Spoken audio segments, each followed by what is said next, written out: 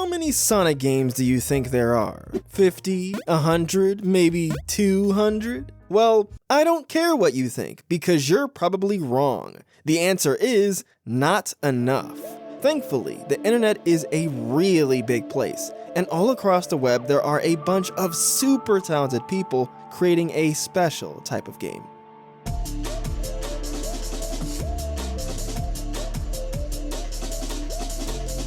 Whether it's speed, talking animals, or a jammin' soundtrack, Sonic-like games do something to give off that unique Sonic-y vibe. So today, I'm gonna look at a handful of Sonic-like games on the internet that may or may not catch your interest. I'm sure the die-hard Sonic Labyrinth-enjoying, card-carrying Sonic fans have probably heard of all these games, but for everyone with a life, not me, because I make 20-minute videos analyzing Sonic footwear, but if you're not terminally online, then maybe you'll discover something new to play. Rollin' Rascal is a currently unreleased game being developed by indie studio Curiomatic. Curiomatic has a ton of talented people on their team, like Artsy Omni, who did that crazy fake Rayman leak for Smash 4 back in the day, but to Sonic fans, the biggest name is likely the game's lead programmer, Gabriel Gonzalez, who released a pretty popular Sonic fan game years ago called Sonic GT. I feel like every fan game creator reaches that point when getting paid in compliments from 14-year-olds on the internet and dumb YouTubers like me isn't quite enough to keep food on the table, so they turn to their original projects, which are likely way more creatively fulfilling and way more of a bulge in their wallets. The game had a Kickstarter back in February 2024, and it had its goal of $50,000 funded in 12 hours, which is nuts. They currently have a demo for the game available to play, and that's what I'm going to be looking at today. Rollin' Rascal is a 3D high-speed platformer, obviously very inspired by Sonic games, especially the Sonic Adventure games. In the demo, you play as Rascal, a boy who seeks thrills and adventure, along with his smart and supportive older sister, QT, as they run around a variety of different environments. The game isn't out yet, obviously, so I don't really know much about the story, but apparently they have a grandpa, Rascal has a rival, and there's also this evil cyborg lady. I guess we'll see more of them once the game is fully out. Rascal and QT are really fast, so it can take a bit of time to get used to controlling them, especially in the more open-ended levels, but once you get the hang of it, it is really fun to play as these characters. They have all of your typical Sonic moves like jumping, homing attacking, spin dashing, rail grinding, and rolling into a ball, which can very quickly rack up speed if you're going down a slope. I really do like the focus on momentum here. It harkens back to the old days of Sonic 1, cause back in my day we didn't have fancy boosts or spin dashes. You had to earn your speed. One of the more unique abilities of the two siblings is the ability to ride on enemies and control them. You can then use the special techniques of those enemies like shooting energy blasts or driving on water to access areas and items that you normally wouldn't be able to get to.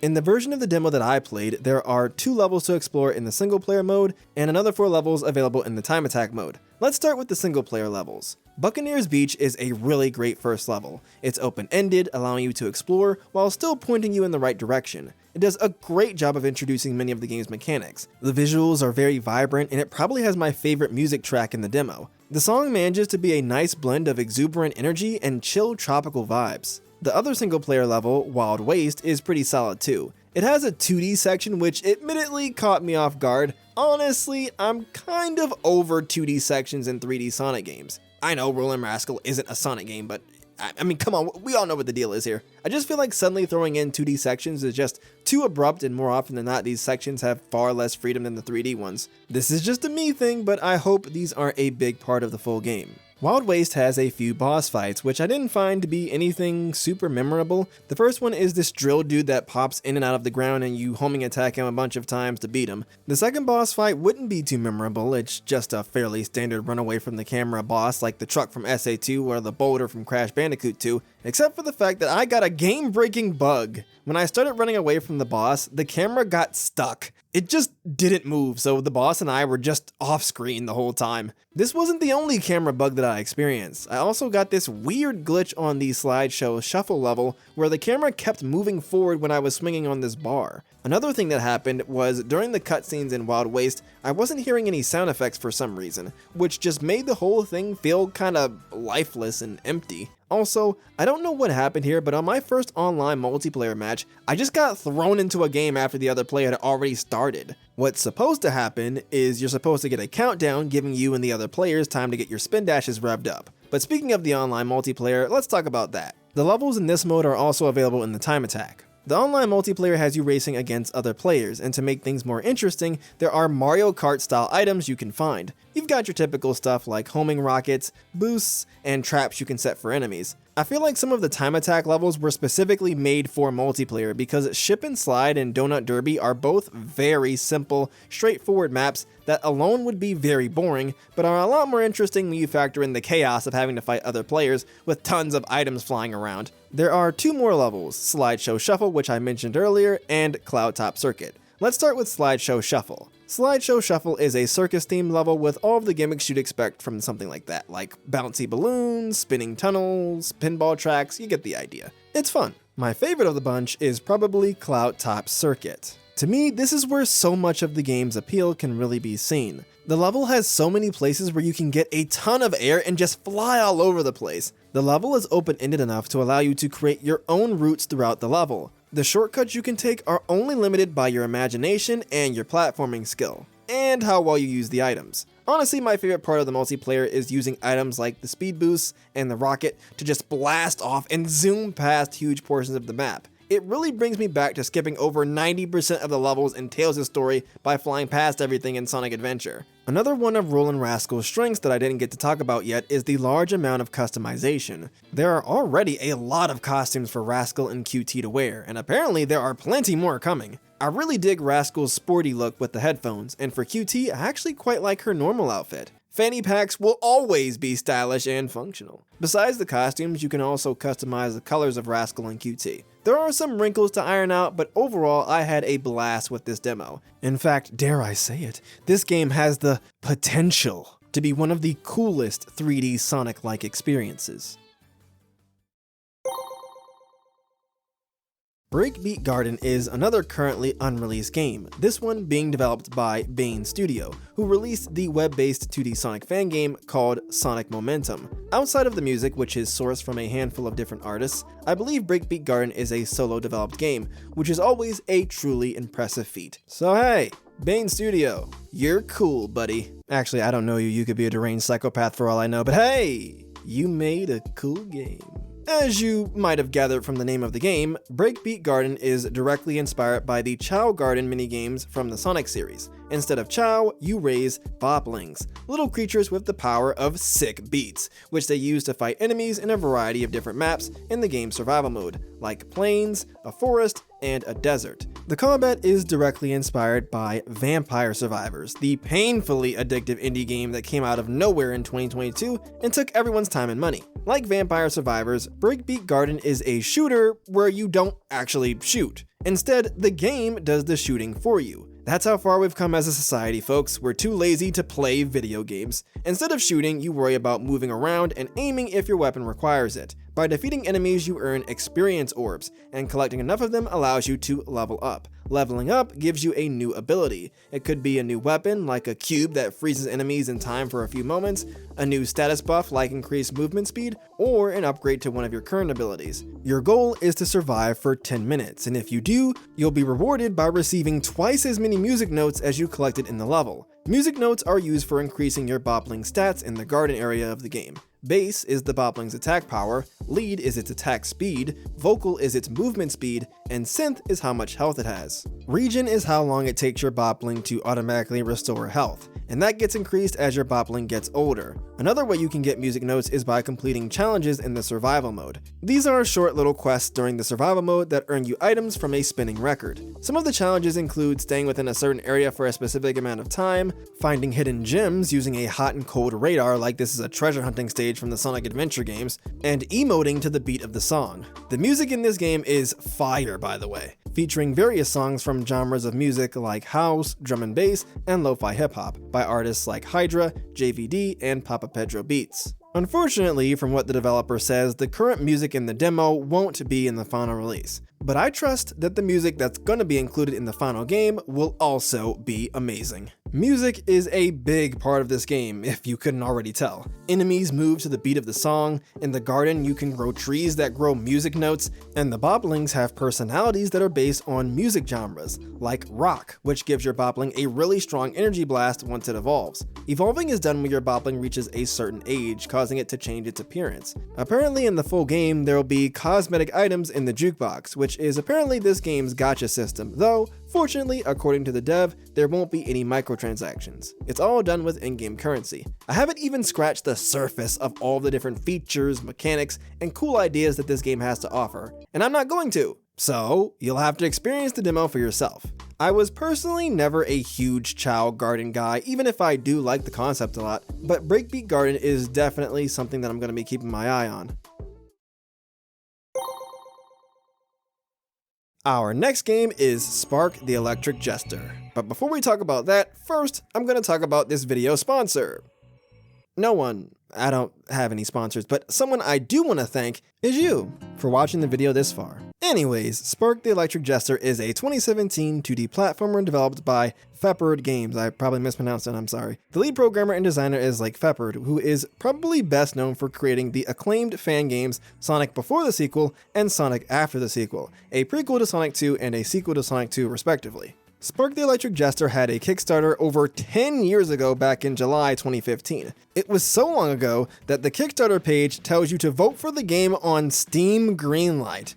Remember that? Spark the Electric Jester is about a young man who lost his job because of AI. Man, this game is nearly a decade old and it's still incredibly relevant to today's time. After losing his job as an electrical engineer to robots, Spark then got a job as a circus performer. Spark then lost his job again to a robot designed to look just like him. Talk about adding insult to injury. After some time, the AIs start an evil robot uprising, so now it's time for Spark to stop the robots and maybe heal his unemployment disease. This game obviously has a ton of Sonic influence, from the high-speed platforming to the signposts at the end of the levels, and the level Network Coast, which is a big homage to Green Hill Zone. However, this game also takes a lot of influence from the Kirby series. Scattered around the levels are different powers that Spark can find, reminiscent of the copy abilities from the Kirby series. These abilities give Spark a new look and several new abilities, like Archery, which lets Spark shoot energy arrows, Night, which gives Spark a lance with a long reach, and Fire, which lets Spark shoot flames from his mouth. Not only can the powers give Spark new combat abilities, but they can also give him new movement abilities as well. Normally, Spark can do a dash on the ground to give him a burst of speed, but the wind power lets him dash in the air. Edgy gives Spark the power to walk on walls, and Board lets Spark move across the surface of water. If you get hit, then you can possibly lose your power, but thankfully, Spark can keep two powers at a time, and you can swap between them basically whenever you want. Even without the extra powers, Spark is still a competent fighter on his own. He can shoot electricity at enemies, and he can charge up his shots a la Mega Man X for even more devastating damage. Spark the Electric Jester has a lot going for it. The good controls, the solid music, the cool special powers, and a surprisingly topical yet fun story. This game is one of the first go-to examples of a Sonic-like game, so I imagine you've probably already heard of it before, but I couldn't do a video like this without talking about it. Easy Delivery Co. is an open-world driving game created by a solo developer named Sam C. Though, like Breakbeat Garden, the game does have a soundtrack composed by other artists. Sam C doesn't really have any other well-known projects, so Easy Delivery Co. is essentially Sam C's big debut to the wider gaming world. In this game, you play as a delivery driver for the soulless corporation called EasyCo that basically runs this sleepy, snowy town. The core of the gameplay is delivering packages. You accept the job from your computer, get the package from the client, and deliver it to the specified drop-off point. What makes things difficult is that physics are really impactful in this game. Driving over one patch of snow can send you flying. Slightly turning the analog stick can send you spinning all over the place. And last but not least, your driving also impacts the package in the back of your K-Truck. Driving too recklessly will send your cargo flying out. Luckily, even if the package gets destroyed, it'll just respawn somewhere nearby. Not only do you have to worry about physics, but you also have to worry about the weather. Fog makes it harder to see, snow can pile up on the ground, and of course, when nighttime comes, it gets really dark. By delivering packages, you earn money, which you can then use to keep your gas tank full or buy energy drinks. Energy drinks keep your energy meter up. It's important to keep your energy high because otherwise, you are prohibited from taking on long-distance deliveries, which typically pay better than short-distance ones. Having low energy also makes you walk extremely slowly, and that can be an issue given that if you're caught outside in the cold for too long, you straight up freeze to death. After dying, you're brought to this weird Silent Hill-esque room in the middle of a dark void. It's not too hard to get out of it though, and you'll be instantly brought back to somewhere near where you died. You can keep warm by standing by a fire, staying in your truck, or staying inside of a building, like the supermarket or the gas station. Like in real life, in Easy Delivery Co., gas is crazy expensive. I spent $60 on a little over a half a tank of gas. Not only is the economy terrible here, but so is the radio. The only form of entertainment that you can have while driving is your radio. Side note, does anyone actually still use the radio in their car? Didn't that die out like 10 years ago? Anyways, the radio in Easy Delivery Co. sucks. At least, it does at first. Easy Co., being the fun-hating conglomerate that they are, shut down the radio towers in town. So now, everyone only has 2 stations. The news, and a station that loops the same dreary piano song all day long. However, if you find and activate the radio towers scattered around the town, you can unlock new radio stations to listen to. The first radio station you'll probably unlock has some banger songs, one of which was used in the trailer for the game. Same Day Delivery by, I'm not sure if it's pronounced Prote or Proti or Prote, but yeah. This song and a lot of the other songs in the game are great. This game has such a unique vibe. There really is nothing like driving around a foggy, ominous town while listening to these otherworldly 90s style drum and bass songs that alternate between being dreamy lo-fi beats to study to and speed limit shattering Ridge Racer jams. Now, some of you might be saying, this game looks, cool and all, but how is this a Sonic-like? Well, it's not. I just really wanted to talk about this game. But hey, look at it this way. This game has speed, talking animals, and a jammin' soundtrack. That's basically all you need for a Sonic game, so I think you could call Easy Delivery Co. a Sonic-like. In any case, I really enjoyed this demo. It does have some problems, like it is a little glitchy. There was this one time my truck just randomly exploded, although this is a demo, so I imagine that it'll get fixed in the full release. Easy Delivery Co. gets a semi-Sonic-like thumbs up from me.